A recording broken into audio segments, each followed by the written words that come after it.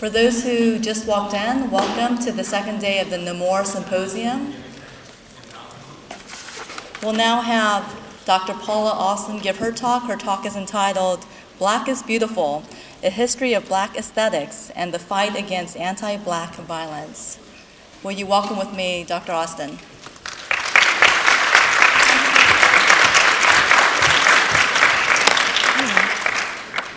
Good morning, everyone. Thank you for being here this morning.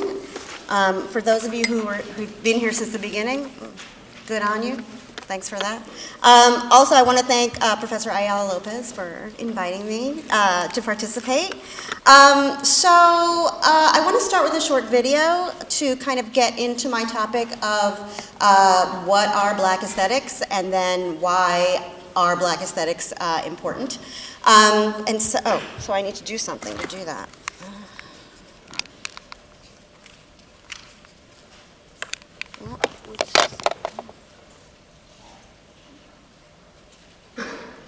I've already forgotten what I'm supposed to do. How many of y'all know Amara La Negra? All right. Well, I'm getting ready to show a video. Let's see. You may have already seen this. Also, the closed captions are kind of whack, so like some of it is, like when she's speaking Spanish, it's subtitled, but the subtitles from the website are not accurate. So if you don't need to read them, don't. Well, because they're translating like phonetically what she's saying. Anyway, that's ridiculous, but that's a different problem. All right, let's watch the video. Being told that my afro is elegant or you have to look a certain type of way to succeed. That concept I've had to deal with in my whole life.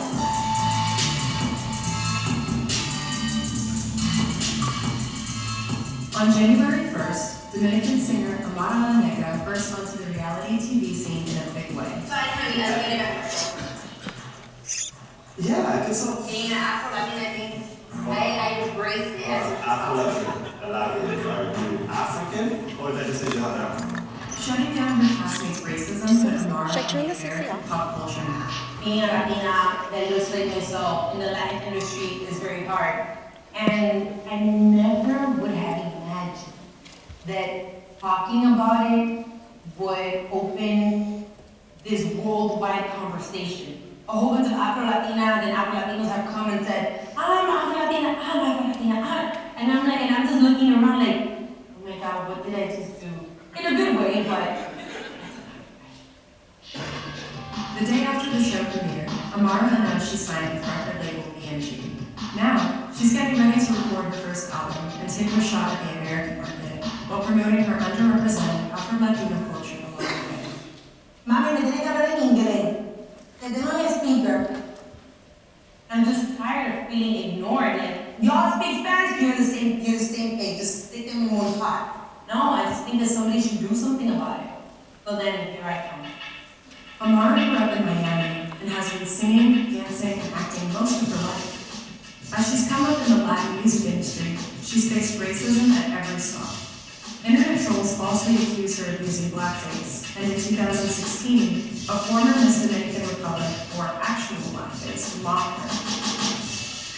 It's the relationship in the Latino community with Afro-Latinos and everyone else. Ay, mija, where do I start? There isn't a Latin country that doesn't have black people. Colombia, Venezuela, Chile, Ecuador, there's black people everywhere. There's Afro-Latinos everywhere. There is a lot of still racism in my home country. But we feel it a little bit less, only because on TV, there is Afro-Latinos. The American music industry can be especially hostile for black women, and colorism is rampant. They'll always fake the lighter, they'll always fake the ones that, like I said before, like J-Los and Shakiras and stuff before they look at us. And this is the struggles that we have, right? You can say for us.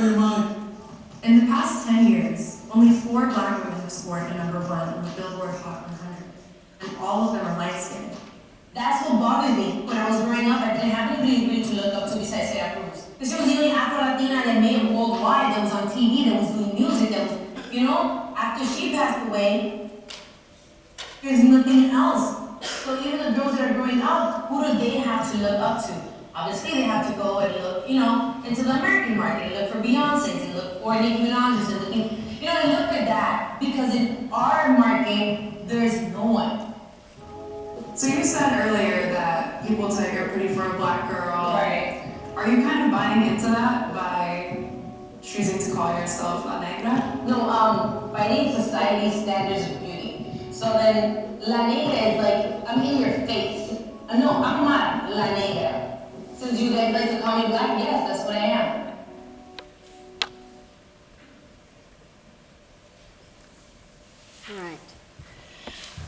All right, so I wanted to start with that because the discussion that Amara La Negra tries to foreground. Oh, hello. What's happening now?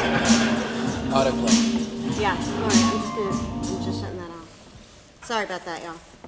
Let's go back. Okay, so the conversation that she's trying to have to foreground the consciousness about racism and about colorism in the hip-hop industry, and especially for women of color in hip-hop, and the relationship between that and what is considered beautiful is not a new discussion, and it's not a new fight. As Amada says in the video, black women are everywhere, and everywhere black women and girls have employed, deployed, mobilized black aesthetics to combat pervasive stereotypes specifically about black women.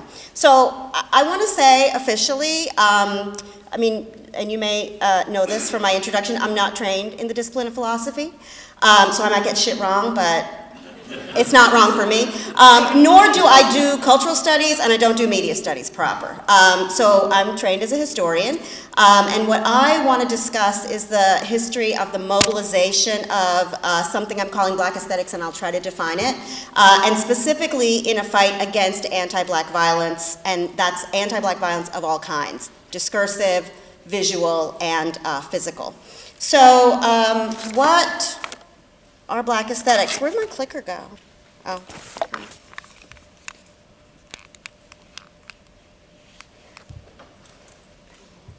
Okay. So what are black aesthetics? All right, well, here's a lot of them. And I want to tell you a story by way of trying to get into the concept of not just black aesthetics, but black and aesthetics. And I want to share a story from this book by Sidney Mintz and Richard Price. If there are any anthro majors in the room, this is sort of a seminal text. And Mintz and Price use a narrative by a slave trader, Captain John Gabriel Stedman, and he published the narrative in 1790. And he is involved in the slave trade that is going to Suriname. Does anyone know where that is? Anybody? Okay. Suriname, in case you don't know, is one of the Guyanas in the northern part of South America. It was the one colonized by the Dutch.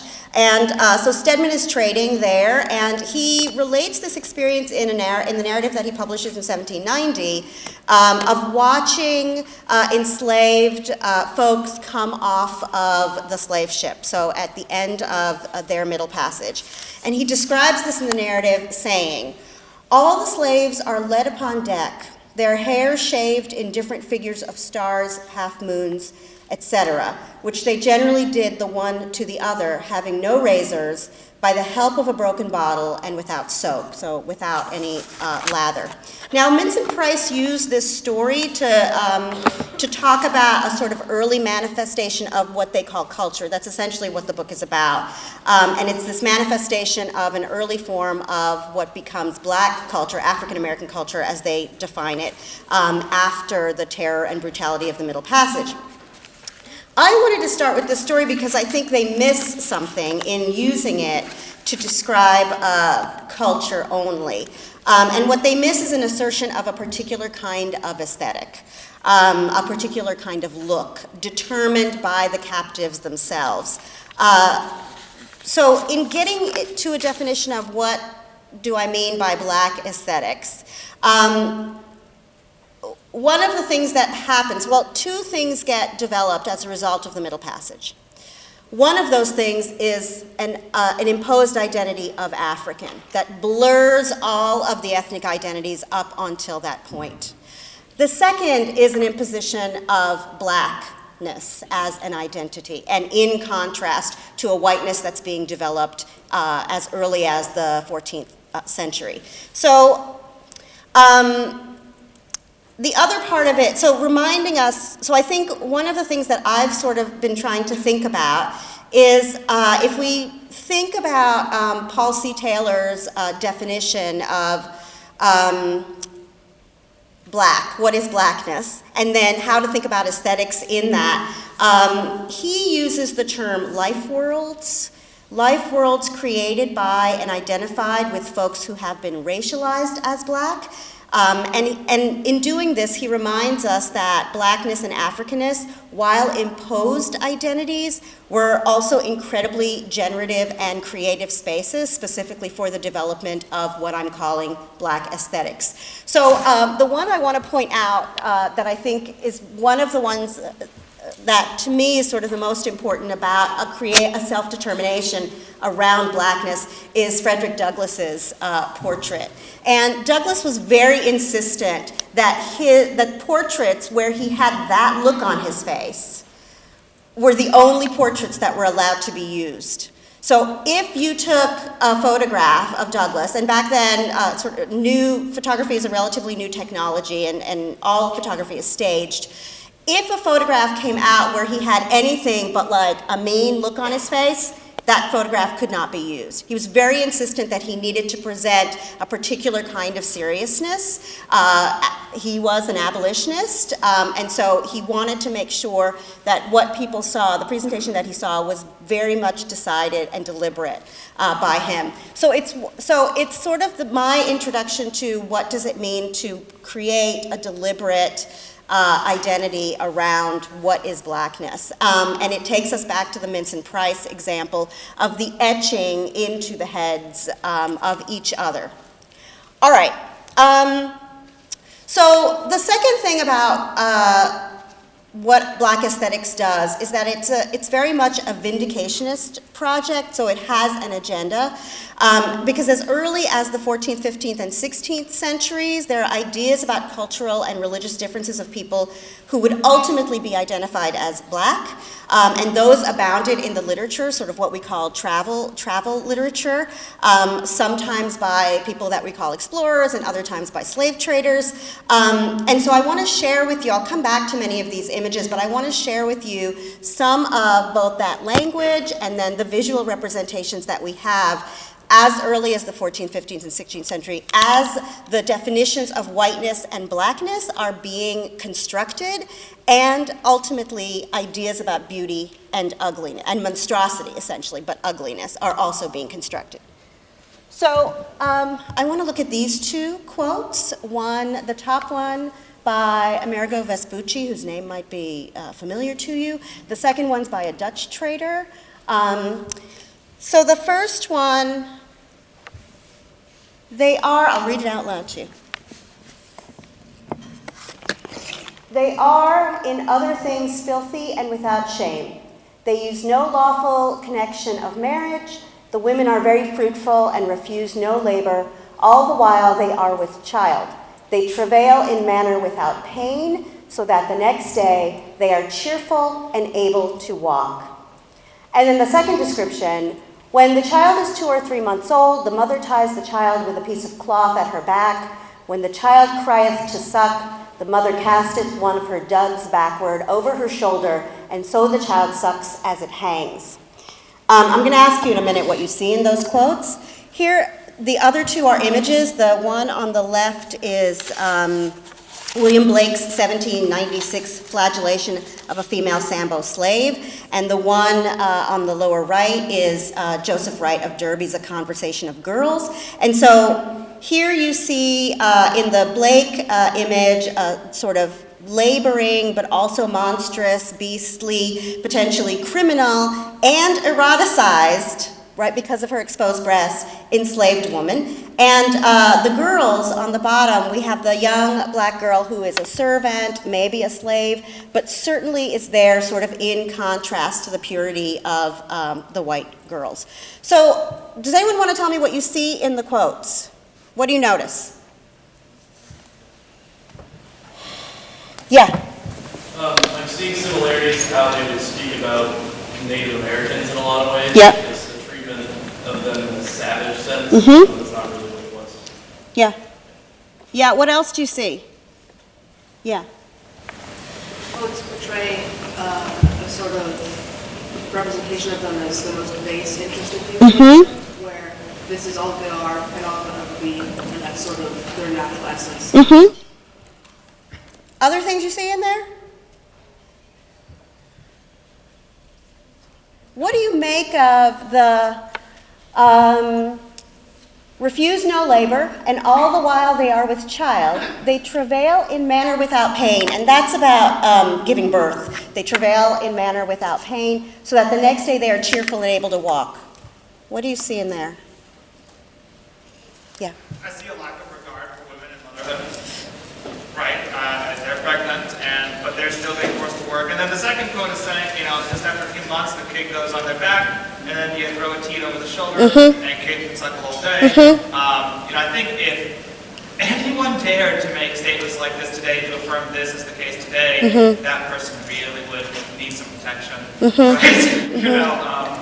So there's a clear, distinct lack of regard for black people in general, as they are not even the things that we would consider as the proper way to carry child and to work if you're pregnant, right? These are clearly not being applied to black women during these times. And so there's a lack of regard for black women and black lives, and furthermore, the maternity of the child. Yeah, anybody else want to say what you notice?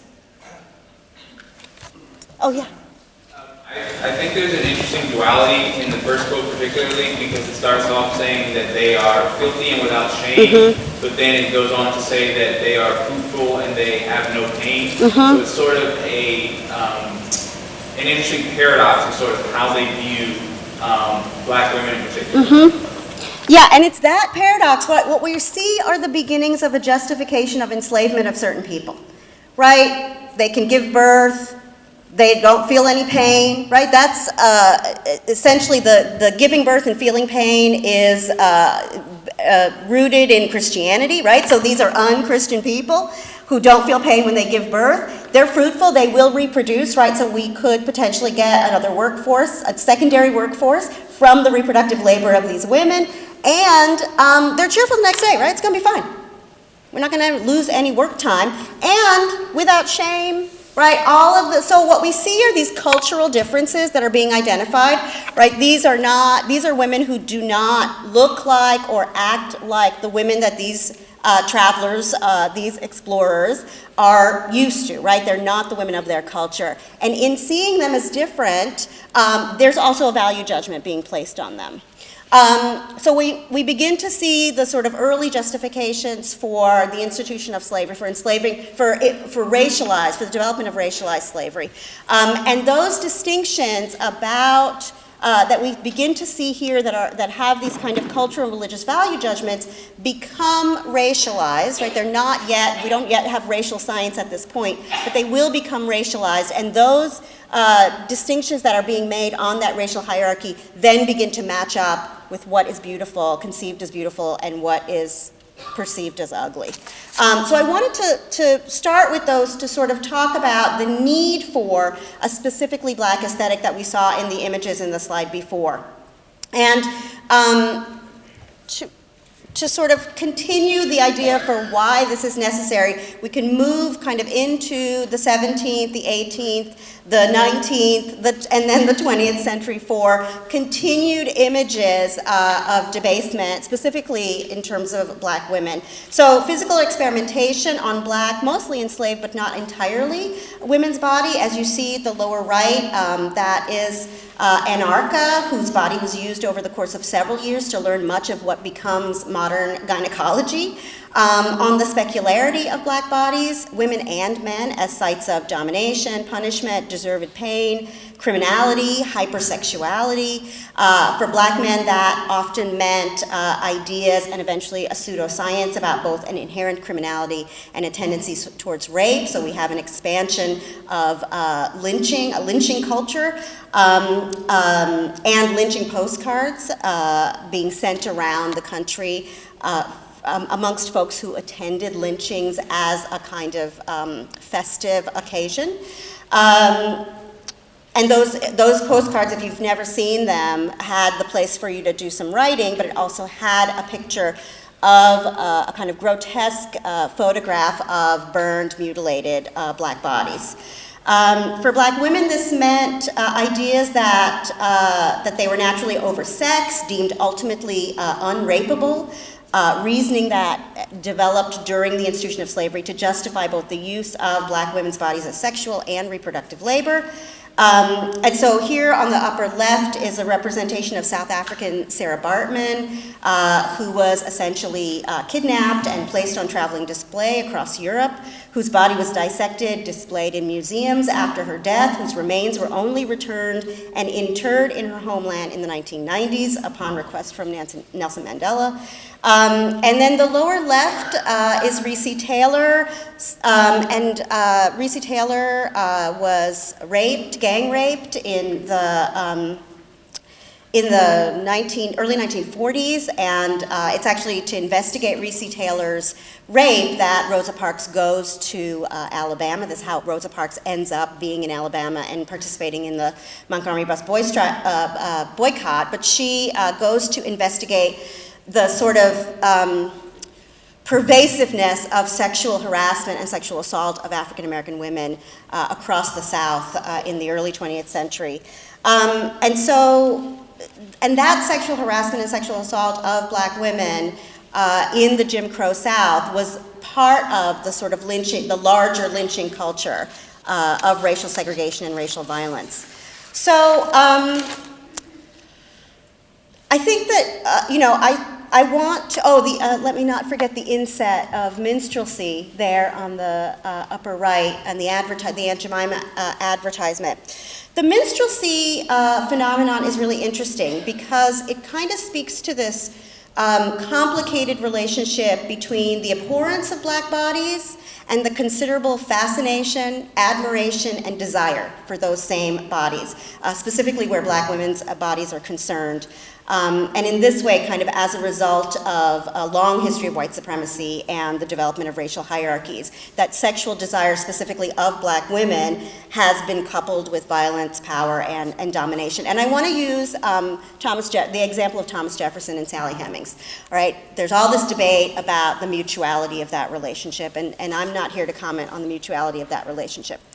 She was owned by him. That is all I will say about that. But I think what's interesting, right, because people argue about his love for her, and I think what's interesting when you look at his actual writing is he does not rhapsodize on her beauty, right? He actually does not talk about how beautiful she is or about his love for her. What he talks about is his boisterous passion. He talks about his sex drive, essentially.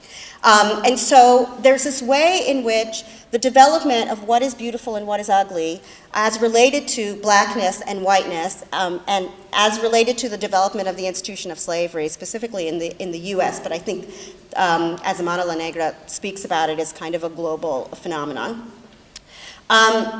What's interesting is that when we look at Jefferson, is that in the process of becoming beloved, right? So when you fall in love with someone, that person becomes beautiful. So I was really interested in how you talked about beauty leading to other things. I think what I've been finding, especially around the relationship between race and beauty, is that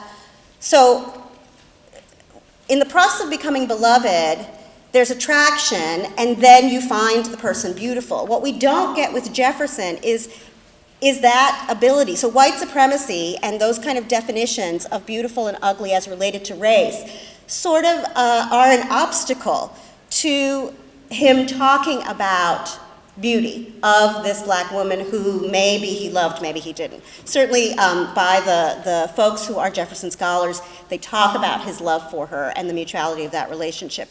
But there's something that is impossible because of the development of white supremacist ideas about what is beautiful and what is not, for him to articulate that in if she indeed became his beloved, that process is stunted in some particular way because of racism, essentially, and the development of that. And I think the other piece of that is that race power and domination and the relationship to finding something beautiful is dangerous. It has endangered, historically, black women. So the inset of that slide is the word misogynoir, and does anyone know that word? Is that a familiar word to folks? It's a relatively new word. I don't know if that's true. But it's a word that's been used and developed by Moya Bailey in the last couple of years. And she specifically is talking about an anti-black racialized misogyny that's directed at and experienced by black women. And she was specifically talking about popular culture.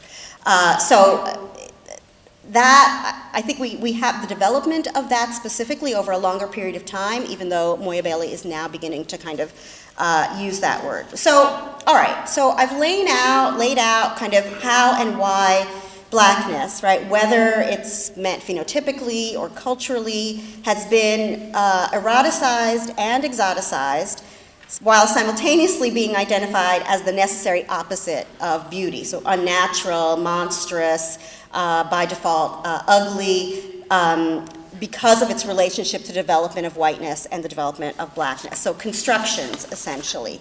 And we see these ideas develop as early as, what we might call the Enlightenment, and much of it gets cemented by the 20th century. And with the help of, a lot of the sort of academic disciplines that we engage in, and racial sciences like eugenics, we get a preoccupation of the nature of race, the body, intellectual capacity, physical beauty, and all of these characteristics sort of thought about as intrinsic and intractable. So, okay, so how did people of African descent respond to misogynoir through aesthetics, and what does that have to do with beauty? So here's where I think we get to kind of talk about what is creative and generative in this process. Let's do that one first. Okay, so this takes us back to some of the images that I had on the first slide. So essentially, black aesthetics and subsequently black beauty became a really integral part of a movement for freedom, liberation, rights, and justice. And we see this as early as during the institution of slavery, where enslaved women took opportunities to make their own clothes, to fashion their own hairstyles, to use their bodies in ways that were not focused on either physical or reproductive labor. So dancing, illicit parties, drinking, fist fights, sex with chosen partners. We see this as early as the 20th century, as black women, both of means and working class, presented themselves in particularly Victorian ways. And scholars have looked at some of this as an invocation of respectability politics. That might also be a familiar term. The idea that a certain kind of presentation, especially public, will necessarily lead to greater access to not just rights, but to equal treatment. And we often talk about respectability politics as kind of a conservative movement, but in the 18th, 19th, and 20th century, at a moment when black women were effectively thought to be inherently promiscuous, unrapeable, unattractive, good for only two things, domestic work or sex work, the mobilization of black respectability and thus beauty is incredibly important. And on the upper left-hand corner, you'll see Phyllis Wheatley. Phyllis Wheatley's image on the frontispiece of her poetry book in the 18th century, and that was, she was integrally involved in making a decision about what that image would look like. W.B. Du Bois's curation of photos of black women, men, and families for the Paris exhibition, and that's on the lower left there. Formerly enslaved Sojourner Truth on the upper right, who was an early black feminist, suffragist, and that is her carte de visite with the name that she had chosen for herself. That was not the name given to her in the institution of slavery. We have a growth of black photographers in the early 20th century, like New York's James Van Der Zee and Arthur Scurlock in DC, and the tennis photo down there on the right, and then the girls up here in the middle. Of course, that's Amy Jakes Garvey there to the right of the girls, Garvey's second wife, whose photo appeared in the Negro World every edition, that photo in particular. So the kind of mobilization of using the sort of advancing technologies of photography to present dignified, fashionable, athletic, and yet still conventionally feminine black women. And of course, then if we come to the 20th and 21st century, we see a growing evolution of determinations on black women's beauty related to size, skin complexion, personality, and sort of a need for the regulation of some of that behavior, right? So some of the language about combative, aggressive, bitch, angry black woman, right? Some of that stuff, a kind of expansion of what misogynoir means in the 21st century. And so the response is a kind of cultivation of womanhood that we see in the Black Power movement, in Black feminist movements, assertions of Black is beautiful, the Black arts movement, Black playwrights like Lorraine Hansberry and August Wilson producing art, constitutional law scholar Pauli Murray, an activist who's in the slide before, she's up here on the left, who identified as trans before we had language for that. So I want to close with two stories. And this is like my first close, there's going to be a second close. So I want to start closing with two stories. As we see the way aesthetics is integral to a fight for social justice, collective displays of black women, the mobilization of deliberate, intentional looks, decidedly assertive at times, invoking strength and power, and claiming as well as challenging narrow and necessarily racialized definitions of beauty and of femininity. So Florence Kennedy, who you see there on the left in the middle, was a civil rights activist, a lawyer. She died in 2000. And for much of her career, she cultivated a very particular look that she kind of became known for. She wore a cowboy hat, she had like big pink sunglasses, she wore boots, she represented Black Panthers, organized boycotts against local Coca-Cola bottlers who refused to hire black truck drivers, was a reproductive justice advocate. And in 1976, she was described by People magazine as, quote, the biggest, loudest, and indisputably the rudest mouth on the battleground where feminist activists and radical politics join in mostly common cause. And so, as you can hear, it's a quote that's like somewhere between a compliment and an insult.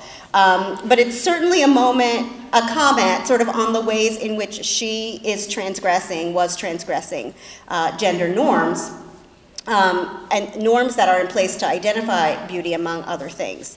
And then the second to last thing I'm closing with is, I don't know if you remember in 2014 when Obama did the Turkey pardoning, Sasha and Malia there was lots of critique of Sasha and Malia, who were standing in the background of Obama while he's doing the pardoning. And this photo up there on the left, and others were used to call Sasha and Malia typical street whores, don't care girls. Comments included saying they needed to get some class. There were comments on how short their skirts were as being more appropriate for the bar than the White House. There were lots of earlier comments made about their hair, like especially when their hair were in twists or in cornrows, as being inappropriate and as being unbecoming. And similarly, we had all kinds of comments about Michelle Obama's arms and about her clothing and their relationship to her politics. So I share these to demonstrate the continued evidence that black women and girls' femininities, identities are in many ways still being policed and surveilled in particular ways, seen as transgressive, as lacking respectability, as not feminine in some cases.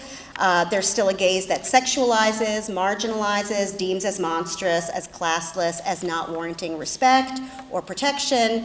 And this gaze is based in the structures of white supremacy, which makes a connection between these things and an understanding of what is perceived as beauty. Oh shit, sorry about that. Oh, fuck. Okay.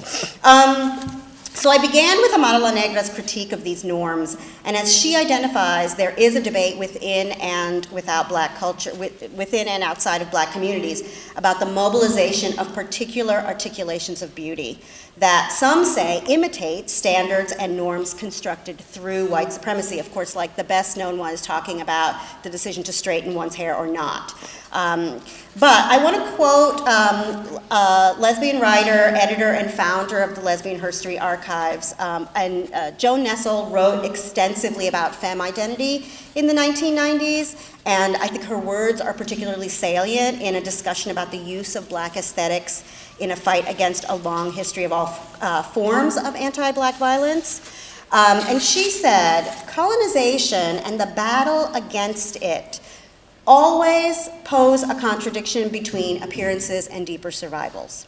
There is a need to reflect the colonizer's image back at him, yet, at the same time, to keep alive what is a deep part of one's culture, even if it can be misunderstood by the oppressor, who omnipotently thinks he knows what he is seeing. So the cultivation of black aesthetics is still very compelling and incredibly important, as can be seen by the popularity of the Black Panther film, specifically amongst black audiences internationally. Despite some of the potentially problematic politics of the film writ large, the optics alone make a huge cultural impact. So I want to end, this is the for real end, with some black aesthetics for our own eyes. Two visual artists here contributing to this are Macy Smith on the left, that's one of her most recent pieces, and Kara Walker on the lower right, and the Sugar Sphinx, Sugar Sphinx, did I say that right? Which you see the scale of it was in an old sugar factory in Brooklyn, New York. And then I want us to watch a little bit of black aesthetics to give us an opportunity to see black bodies engaged in ways that we don't usually, and maybe for some of us, never see. So I want to play some excerpts from Alvin Ailey's Members Don't Get Weary. And then that's for real the end.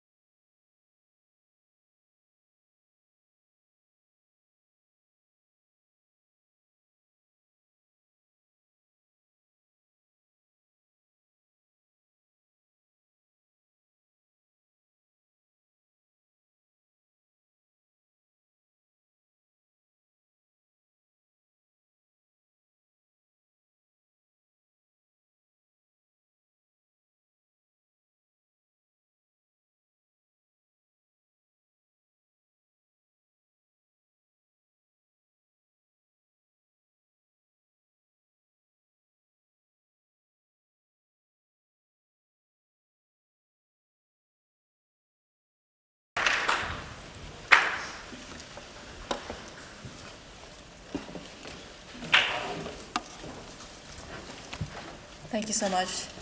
Dr. Austin, for that wonderful talk. I'll let you go ahead and field your own questions. If you want to field them seated, that's fine. And whoever has questions, go ahead and go to this microphone, although it seems like it's been giving us some problems this morning. Or maybe wait for this other one.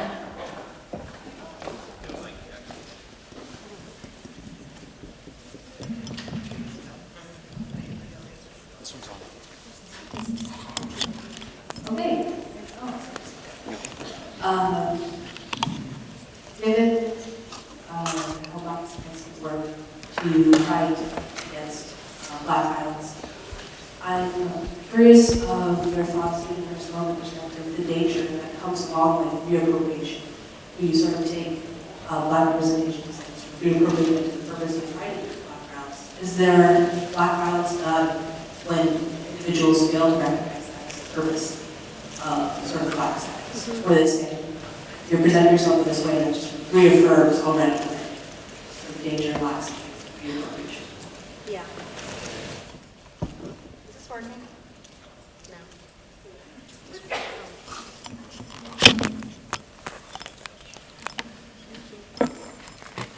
I mean, if we were in a classroom right now, I would say, can you give me an example?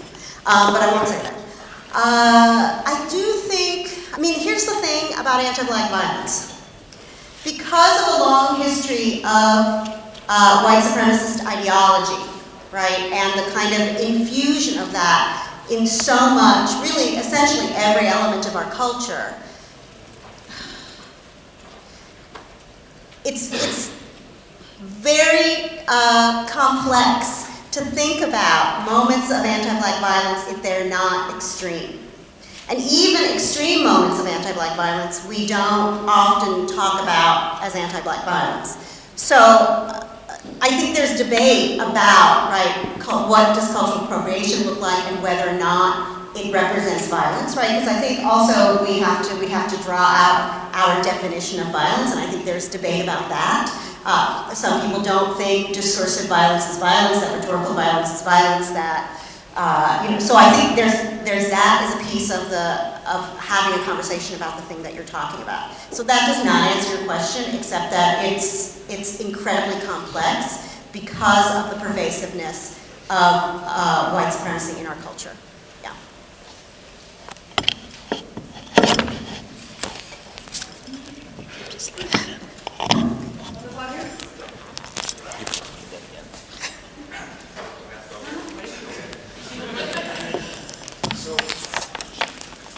Hello?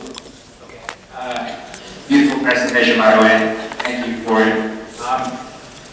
The two quotes you had a while ago, I feel like I felt differently about it. The reason being is that, I see beauty as something abstract. And while people see like oppression or such and such into it, I saw strength in women, how they can just hold out pain and keep on going.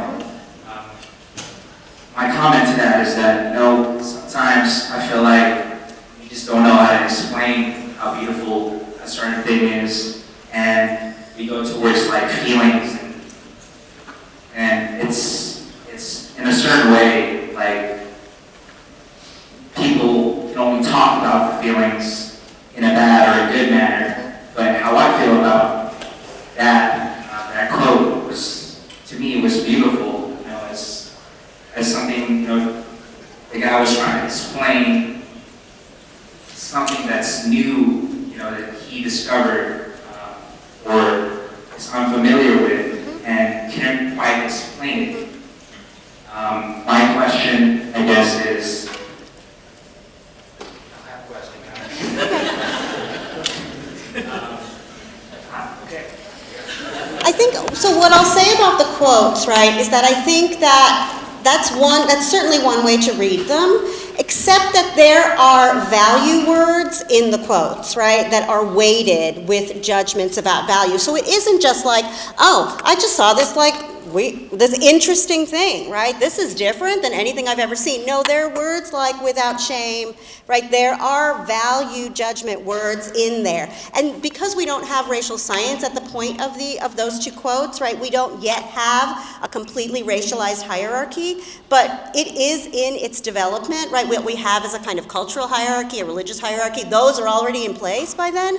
We don't fully have a racialized one. So the judgments, the value judgments are there. They're specifically cultural and religious, so they're not yet racialized, but they are going to become, like we know that because we're now, so they become racialized. So it's true that yes, they are seeing something different than they've ever seen before in comparison to their own home cultures, but they also place a value judgment on that. And so we can't imagine that they are merely just fascinated by this new thing. They are also judging it.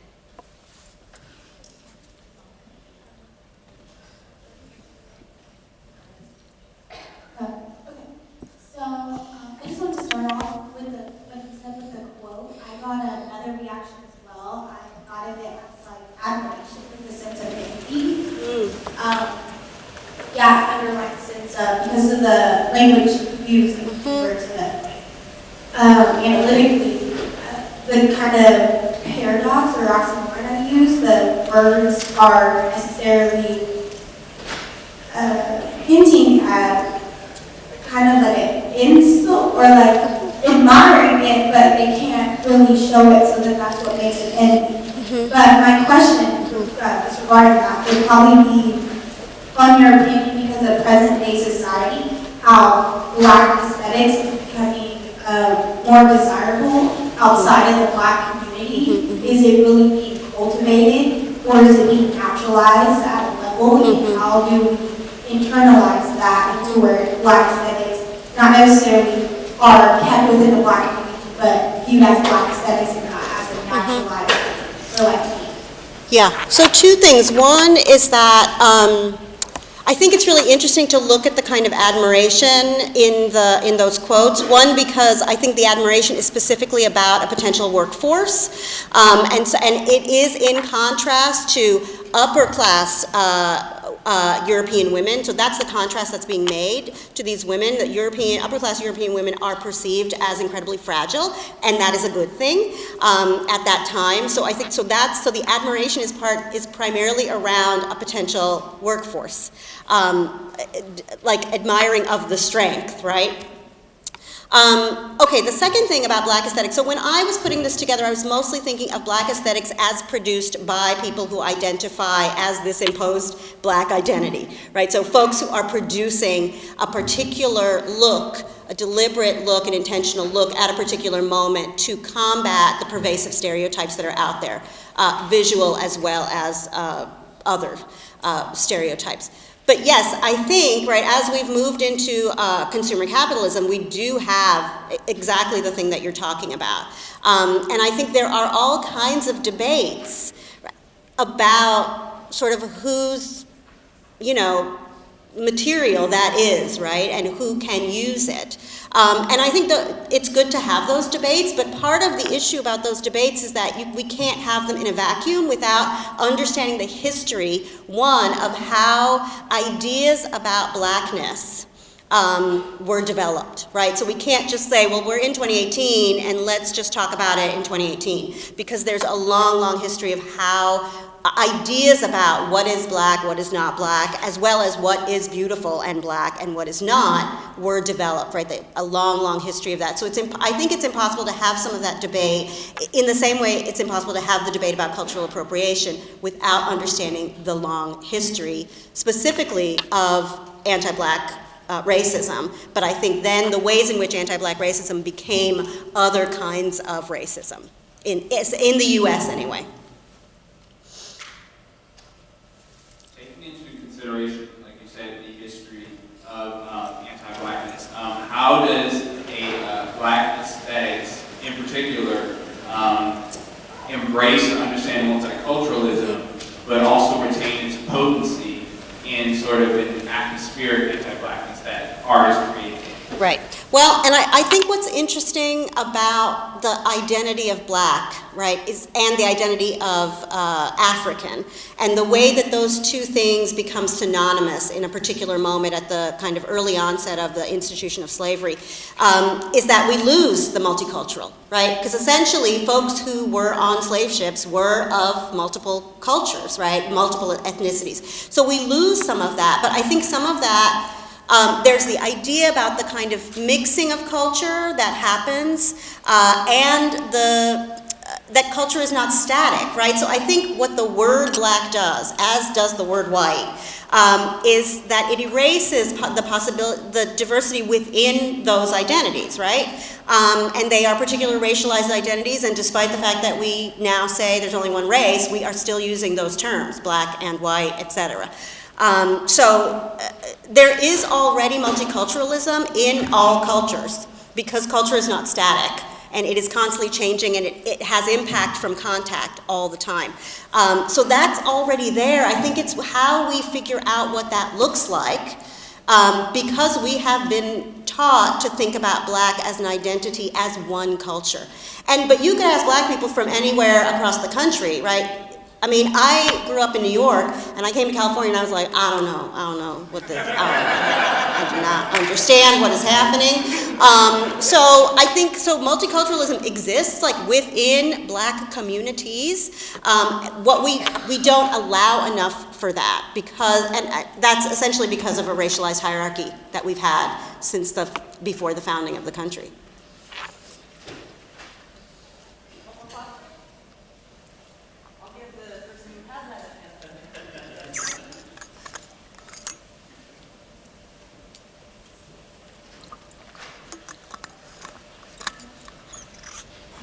Hi.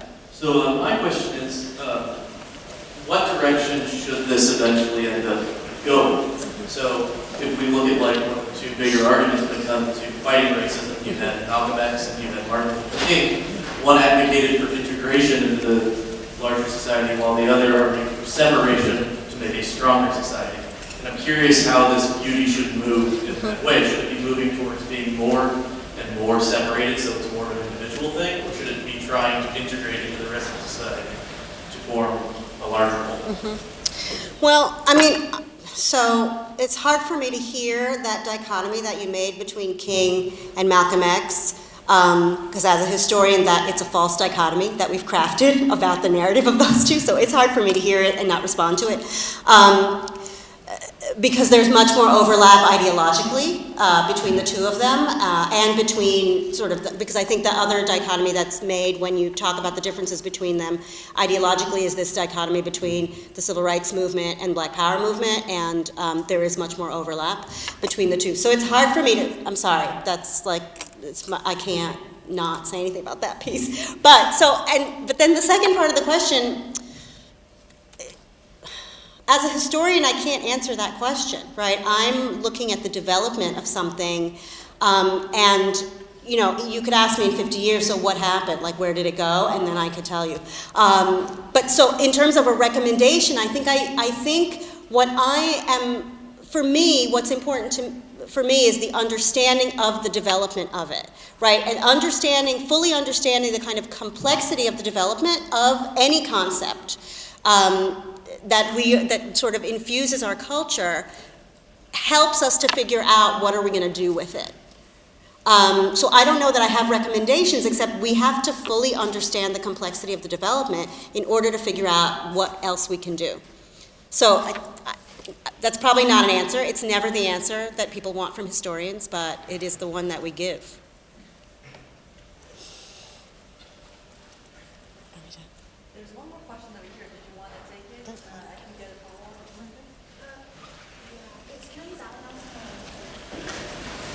Okay, so I just had another question, reading that, like you can see like in past history that the Black body was viewed as like sort of like a fetish, or I feel like nowadays we're moving into that same thing with like all this like plastic surgery, and I feel like Black aesthetics is moving into our more natural phase, but so is the fetish of that as well. Like, how do you combat with that if it's just going to keep going on to we naturalize it and it becomes a more desirable, like, trend. So I don't know if that is, my question was suitable, but that's just my confusion with like past history and then present day. Right. No, I mean, I think you're identifying a cycle that, yeah, so I think the fetishization never left, right? What we had then was people crafting, people, because of shifts in society, people being able to more and more be intentional and deliberate about getting their own images out in particular ways, and certainly that has changed even more because of social media, right? So there's like a further democratization of that power. But yes, the fetishization did not leave. That has stayed. What we've gotten then is more and more folks diversifying what the images look like, right? And some of those images are not ones that we like necessarily, right? Like not good for the race, as one would say. And yet, what we've got is the further democratization of the ability to do that. That doesn't really answer your question. But I think those two things move together. Not just in terms of beauty and Black aesthetics, but elsewhere in our culture. Okay, thank you very much, and let's thank Dr. Austin together. Thanks, y'all.